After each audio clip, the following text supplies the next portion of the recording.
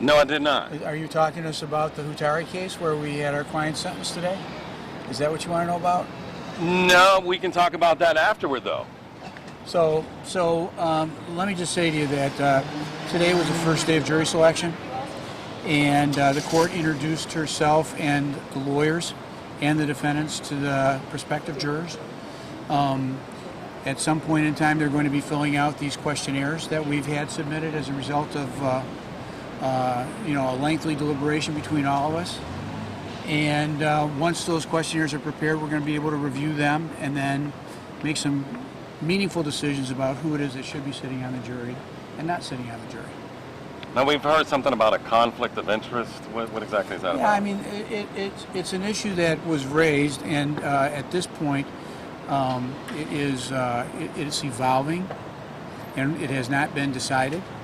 And the court has asked for briefing, and other than that, I can't comment anything. Anything that could slow the process down? Well, we are now told that we're going to be getting the juror questionnaires after the briefing. So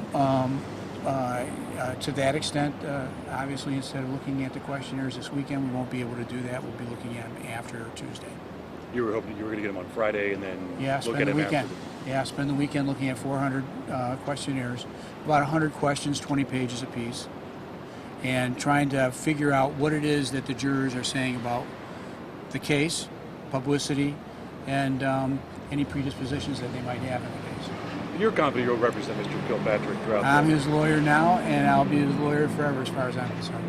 There's a lot of witnesses. You represent a lot of people. That could be always come up. There's a lot of people to sift through. Well, I have a lot of clients that I've represented in the past, and I'm hoping that I'll have clients in the future.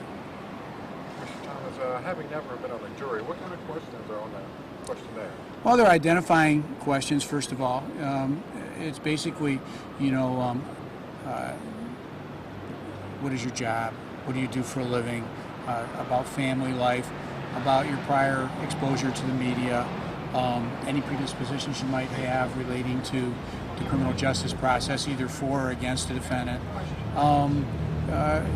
There are some issues as it relates to personal information. What books do you read? What TV programs do you watch? Things that you can get a sense of, who the juror is and whether or not that juror can be fair and impartial.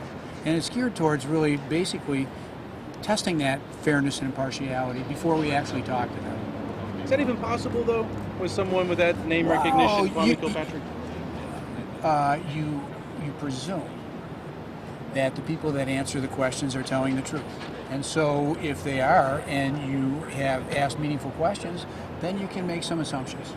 But certainly looking them in the eye and talking to them as time goes on, and having the individual questioning that we're going to be able to have, which is it's non-confrontational, it's benign, but it is definitely probing as to the question of predisposition.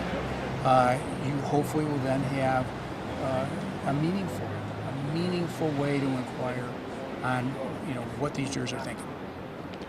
I know minority representation is an issue in the federal court. Is that important to you? Well, we've challenged that, and towards that end, the court has given us access to certain information. We've asked for more. Historically, in the 9 counties that we have in the Eastern District of Michigan, we've expected 22 to 23% participation, minority participation. It's been ranging around 7 or 8. Clearly not representative in my view. I'm arguing that, and the Court of Appeals has given us a briefing schedule, and so we'll see how that goes. But it's been something that's been a problem, and we, for the first time, have addressed it before trial. Most of the time, you wait until you see the people that are seated in the jury box, and you say, "Oh my God! Well, wait a minute. Where is the representation?" And but we've done it beforehand, and towards that end, the court's given us some meaningful inquiry into that. We wanted more, and so we're in the Sixth Circuit now. As far as the conflict goes, is it something you're confident would be resolved Tuesday? And well, I'm not going to comment on the conflict issue. I think at this point it's evolving, and we'll see how it works out. And a conflict that you discovered or Kwame discovered? Well, I said I wasn't going to comment, and then you asked me a question. What was it that you wanted me to do?